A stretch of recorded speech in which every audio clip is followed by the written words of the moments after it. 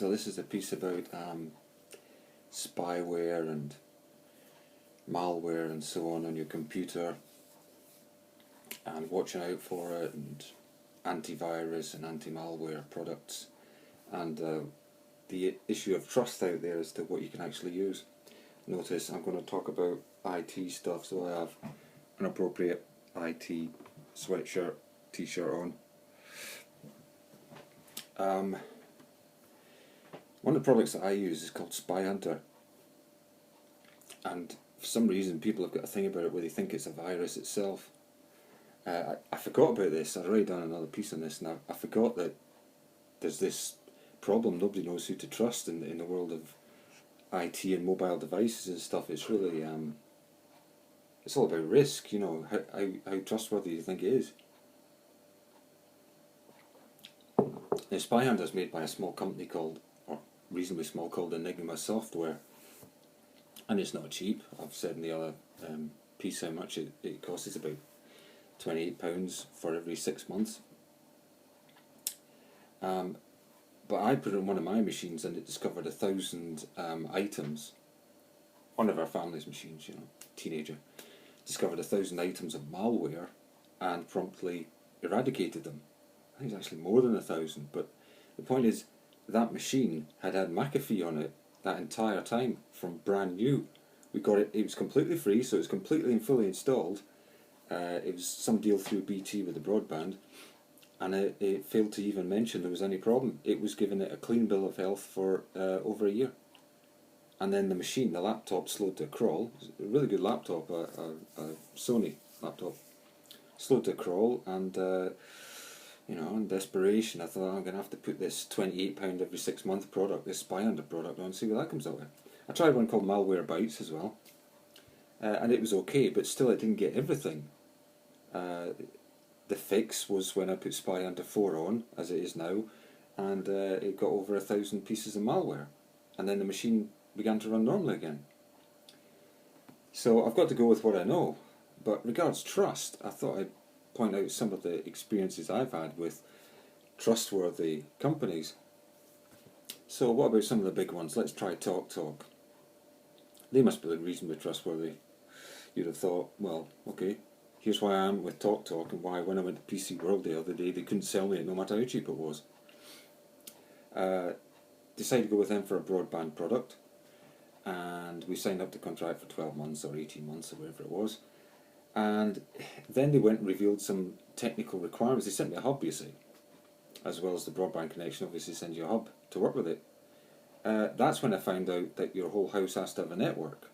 You know, Wi-Fi network. Nowadays we just accept that. That's okay, but this was a few years back, and I didn't know I'd have to have a network. So I've got this machine, no network card. I couldn't figure out how to get this thing to work. And then, pardon me, I spoke to my brother. He's in that sort of line still, and he said, oh yeah, it's a network. It's just a wireless network instead of a cable-y one. Although you could use cables as well. So we had a dispute about that, me and TalkTalk. So I said, look, I'm going to have to buy bits of hardware and get into all sorts of stuff that I didn't want to do. I thought I'd get a modem type thing. He said, okay. So we had this dispute, which went on, and eventually he didn't accept any liability, didn't want to give me any money back or anything, although he tied me into this contract without telling me in advance of all these problems. So in the end, I had to, and of course it turned out there was some problem with my NIC card, my interface card that was inside the machine. I didn't know this. Then when you're forced to use it, then you find out it's faulty in some way. Then they did something very naughty, TalkTalk. They went to my bank, because basically there was about £100 in dispute.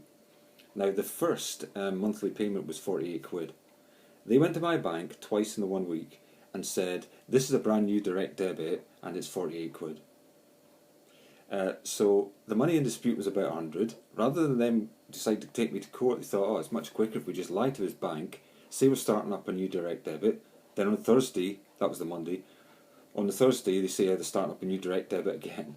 So the bank put both of them through. I have to cancel both of them, but it's too late because they got the initial payment of 48 quid each time. So in a week they got 96 quid out of me. So they settled the dispute in their own way by lying to my bank. Is that trustworthy behaviour? and that is a massive telecoms company, a telecoms giant, TalkTalk. Right? Not on, but that's what they did. BT. They installed, when I went on to BT broadband from TalkTalk, they were a lot better to start with. They sent me a Home Hub 2 or whatever it was at the time, and it was okay, but a bit slow. So then when we get more computers online, we need more broadband speed, bandwidth. Cut a long story short, they come and install what they call fibre. Well, of course, fibre turns out not to be fibre. It's only part of the link from you to the exchange is actually fibre, which is alright if you know that. But if you didn't know that, you'd think their Infinity broadband was all fibre. Like Virgin's all fibre, right to your door. So that too was rather incorrect and a bit of a big fib. But anyway, then we want the Infinity one, we decide. So we get the super fast one because everyone's going to be sharing it, and you know there's more machines than 2 or 3 now, so okay. Then it turns out it's really faulty. I mean, it was really dreadful, and for ages I thought, oh, the machine must be faulty, I must have an internet card, this network interface card that's faulty. You know, I didn't know if it was the hub, I didn't know what was up. Took me about a year before I really got into it, and here's what I found. They put their super duper broadband, 70 megabits per second, all singing, all dancing, best product they've got, unlimited bandwidth, not unlimited bandwidth, unlimited downloads and uploads. They put that onto an ancient scraggy bit of cable that I put on for voice only, for an old voice telephone. It wasn't even marked cable. It didn't have a standard on it like Cat 6, Cat 5, Cat 7, or it didn't have any marks on it. Which is something they should have checked when they stuck the super duper Infinity broadband hub in and installed, as they called it. I mean, they saved themselves a lot of time, effort and trouble. When I complained, they basically said, so what? Not interested. Not interested in the 12 months of aggro, me not knowing what was wrong, me having to find out what was wrong, me thinking it was my computer, buying a new interface card, all that. Not interested.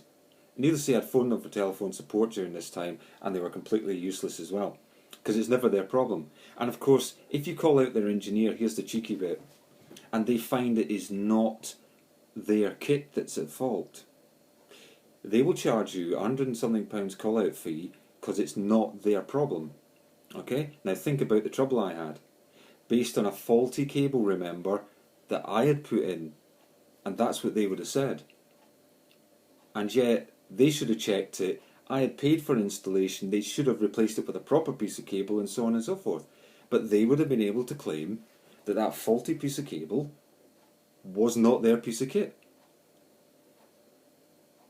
Right? They went and used a completely unmarked cable that was not shielded basically, and therefore no use for high frequency use. Fine for voice telephone, you know, 48 volts or whatever. High frequency use, forget it. No shielding at all. Hence the cable was unmarked. In other words, they knew this if they'd looked and if they'd installed properly. Okay, that's BT, another big giant. So how do I know that Enigma software that makes Spyhunter 4 are untrustworthy if that's the going rate? McAfee, antivirus, incredibly well known. Household name is McAfee. Didn't work for me. I couldn't reboot my system properly. It took longer and longer to reboot. Eventually I couldn't get into it at all. Lost 2 hard drives through McAfee not working properly. Once as a fluke. When it happened the second time, I thought, McAfee's not working. Then I put Spyhunter on, cleared a load of stuff out, and I thought, oh, right, this is it. Our teenage daughter had a picture of her taken on a laptop because something took it over and held it hostage for a couple of $100. I had to clear that up manually. I managed to Google it on another machine and sort it out. But McAfee didn't catch any of this. Now remember, McAfee sell based on the fact that you're vulnerable to attack if you don't have their product or something very like it. And McAfee subscriptions, people say Enigma software that makes Spyhunter are not trustworthy because it's hard to get your subscription cancelled. It took me 18 months to get the McAfee subscription cancelled after these serious failings of their product were brought to light to them. And it's only after 18 months and after I complained to a PC magazine that they actually condescended to cancel my subscription. And this subscription, of course, was on a credit card. It just so happened it was convenient at the time. Sometimes they used to ask for it because it turns out you can't stop a subscription on a credit card. Only the company, supplier, can stop that subscription. You have to beg them to stop it if it's on a credit card, not on your bank account or your bank card. These then are the big boys. Talk, lying to your bank, taking money that they had no right to take. We had a dispute, they wanted to get it, they had to go to court. They couldn't be bothered, just lied to my bank. So you're in control of your direct debit, that's a laugh. BT, crap installation, couldn't care less when I told them about it. Up yours, that was their attitude. Okay, fine.